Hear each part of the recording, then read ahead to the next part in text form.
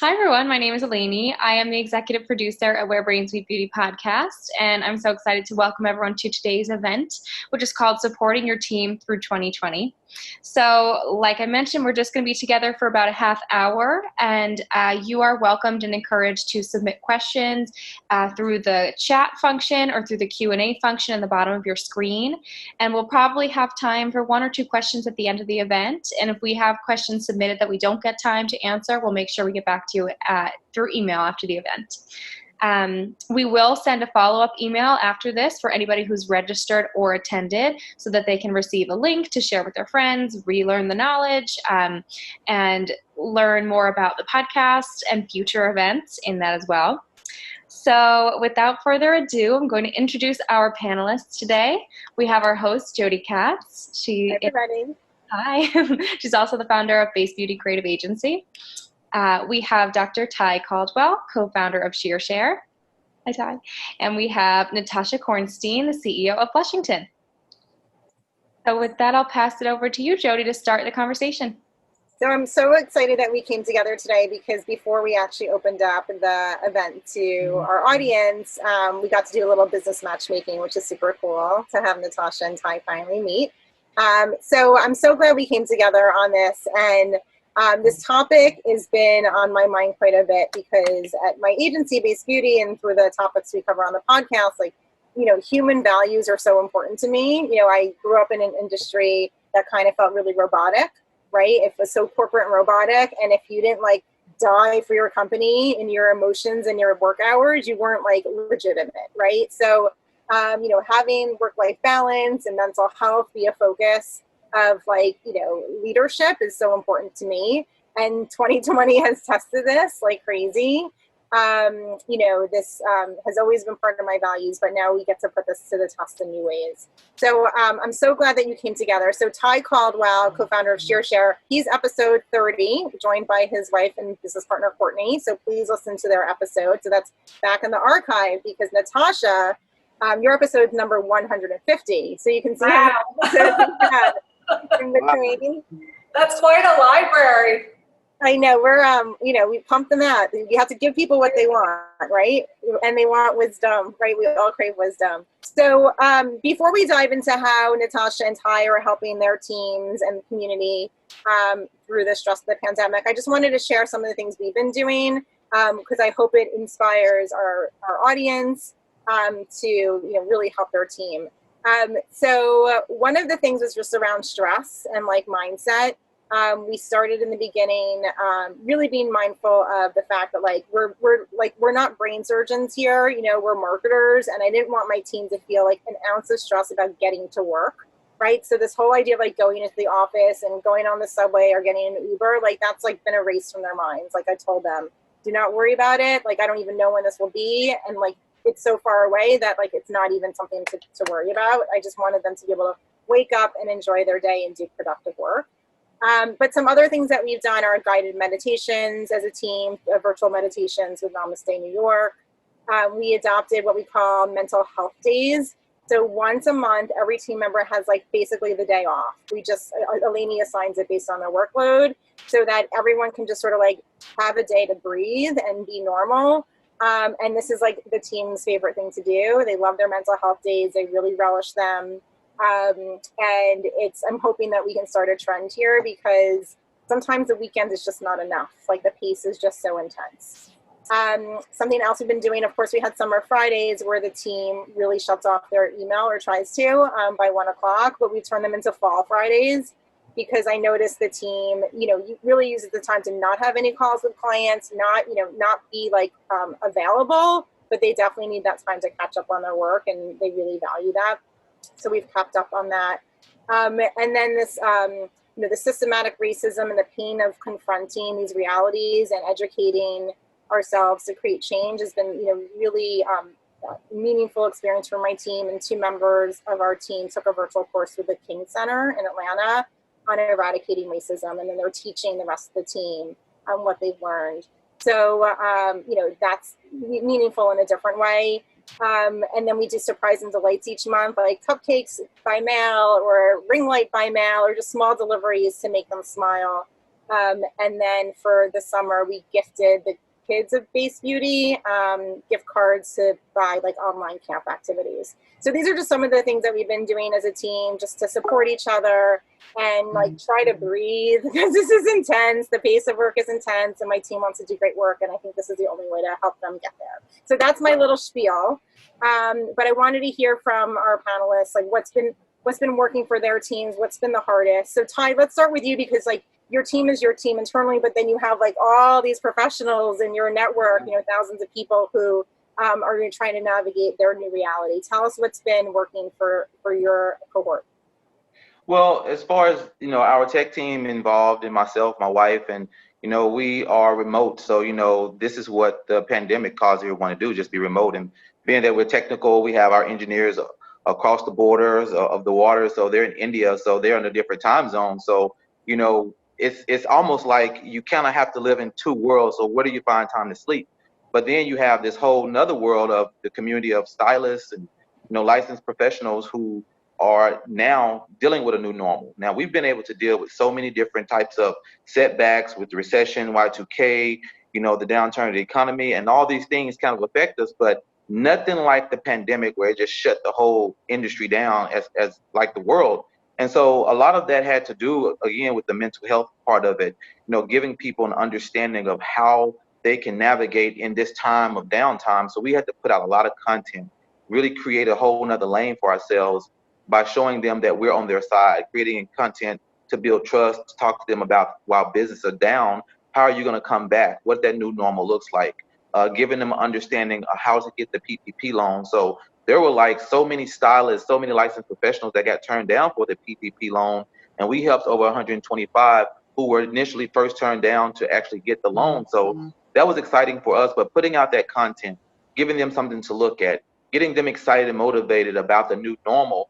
And we know that mental health is going to keep a lot of people a little nervous because they're getting that cabin fever. They're not having that social activity, dealing with family. And some people have, maybe kids that they can't reach out to, or, family members who may be sick and they just can't go visit them. So it was a lot of things that we had to really take in consideration. So giving people some motivation and showing them that we really had their back was really one of the things that we really wanted to put into order and put into action. And that's what we were able to do. So we have a lot of content out there that has a lot of traction with it, that gave people something to really look forward to into the new normal. And now that we've come out of some of the standing still parts of the industry where we can actually go back to work, people are still now who were suffering financially are able to, kind of give themselves a little bit of reprieve by making a little money because they couldn't do anything. You're just kind of standing still. Some people didn't get the loans, and even if they got the loans, it wasn't enough. So just giving them the understanding that just hang in there, everything will be all right, and just really just being their support system. That's so cool, Tony, that it never would have occurred to me that as an organization, you can help people navigate the loan process. That's a new side of it. Natasha, I'm curious, what's been going on in your world, right? Because the shops, the lounges are shut down. So how has your team needed support during this time? Look, I think for all of us, the pandemic has been a perfect storm. And I think it really, from day one, it's been a race to reinvention is really how we've looked at it. And I think back to March 13th and bringing our team together and making that very difficult decision to preemptively close all of our locations, knowing that we have an incredible team out there that counted on coming in every day, was probably the most painful decision I've ever made in my career. I think what's been critical has been communication. We have been in touch from day one, whether it's by email, by phone call, by communicating a lot of details of the business that normally sort of you wouldn't take that peek under the hood.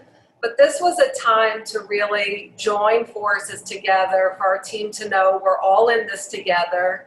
We're going to make every effort we can to support you and to give you other opportunities.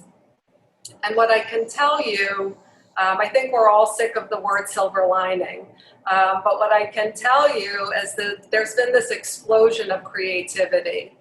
And in the first 21 days following the pandemic, we brought our team together, and I've never seen so much ingenuity and creativity to take what was a brick and mortar business and transition it to a digital.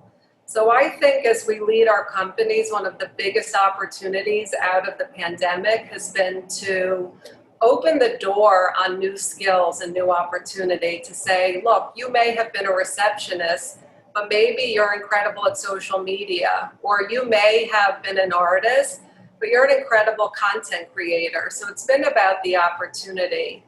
And I think just, our number one constituency is our team, our customers, and then it was our partners in the industry. So we created the Beauty and Wellness Forum.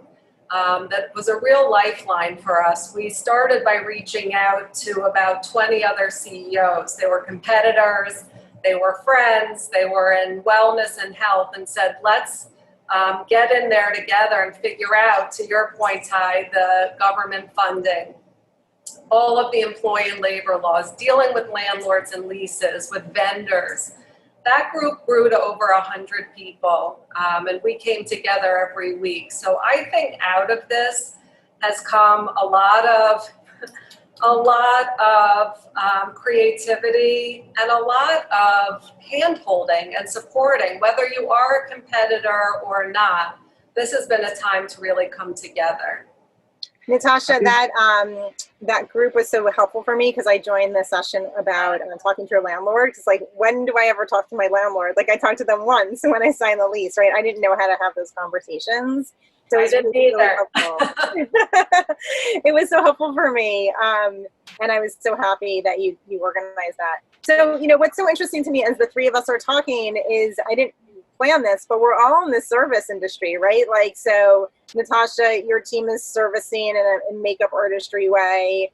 Ty, your team is servicing your stylists and salon owners, and my team is servicing clients, right? So we're all in the service business, and I wonder if that's sort of one of the reasons why this becomes so personal and intense, right?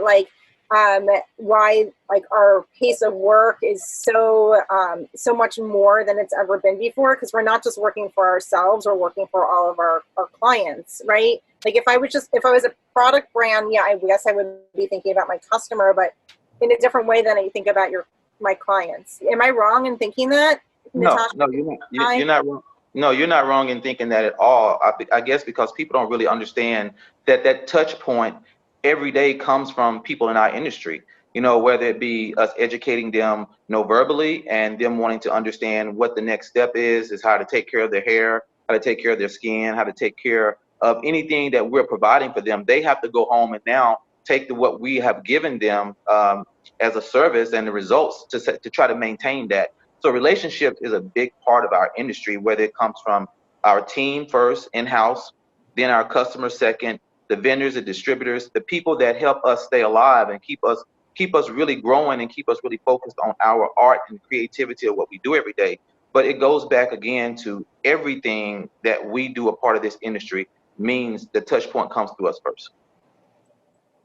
Natasha, what are your thoughts on how, full disclosure, Natasha's one of our clients. So I see her team and super focused on the servicing, right? The servicing of their end user. Do you think that adds an extra layer of intensity to the work that we're doing right now? I think that there's so much intensity right now, and that's really driven by the desire, at least on the Blushington side, to bring our team back to work and to be available to our customers. The approach we take is that beauty is about how you feel, not about how you look. And I think now more than ever, we are craving that pick-me-up, that sense of mental well-being. So I think that the intensity of that and that desire to create opportunity right now, I know that's what drives me. That's what's keeping me up at night. I know that every appointment we book is putting dollars in the hands of one of our talented team members. And I know that the more successful we are at this pivot, the better the runway and the opportunity is for our team that has given their lives right now to pivoting this business. And it's not something I take for granted. I think we can learn a lot from all of the perks you outlined at the very beginning. I was taking notes along the way. I think the biggest give back I try to give to our team is time. Mm-hmm. So about, yes, summer Fridays, but about those bonus days of saying, hey, do what you need to do with your family. We crushed it this summer. Go take a 5-day Labor Day weekend because we're going to hit the ground running. So I do think that mental health and that time that you can devote to your personal or your family life is crucial. So what do you think the team member who doesn't have a seat at the table, right? Not a leadership team member, but, you know, an employee who doesn't have visibility into the P&L, they don't have visibility into the decision making, they're, you know, an essential team member, but they don't have that window into how we operate. What do you think they want most right now? Like, Ty, if you think about like someone on your team, maybe someone on your tech team, what would they ask for if they could ring your phone and say, this is really what I need right now? They really want to know if there's job security. Are they going to get, you know, furloughed? Are they going to get laid off? You know, is there something else they could do? Is there another level? Is there another part of the business that they can learn? Some people are craving to really learn, like, you know, Natasha was saying, you know, it may be a person that's a receptionist, that could be a content creator. So someone in our team would be like, okay, we were just training a young lady who actually works on the ops team. And so now she's working with social media. She's doing the ads, she's doing designs. So she's able to work in different areas because she has a little skill set there because she's in college as well. So just giving them the opportunity to feel like, you know, they're safe. They want to know, are they still going to have something to do? You know, outside of just making a living and making money, they still want to just really continue to work for a company that they love to work for and feel like at the end of the day, they still have a community and a family that they can speak with every day, they can talk to every day, and not just sit at home and worry, okay, how am I going to get a job? So many jobs are laying off. Even though people are hiring in some aspects, there are certain job requirements that you need. There are certain, you know, levels of education that you need, but certain times, you know, there are people that can start from the bottom, and we give people that opportunity as a startup. Natasha, what do you think someone on your team who's not on the leadership side of the business would want right now? Look, I think it's a critical question, and it's this really very delicate balance between giving information and being really candid and making sure that the audience that's receiving this information has the full picture. And so it's something that I've thought very carefully about. I think if you were to ask my team, they would tell you maybe I was too candid sometimes. And maybe, you know, I don't sugarcoat it, Jody. And I think we're really dealing with lives right now, and I take that seriously. So I would say I've definitely shared much more than I've ever shared.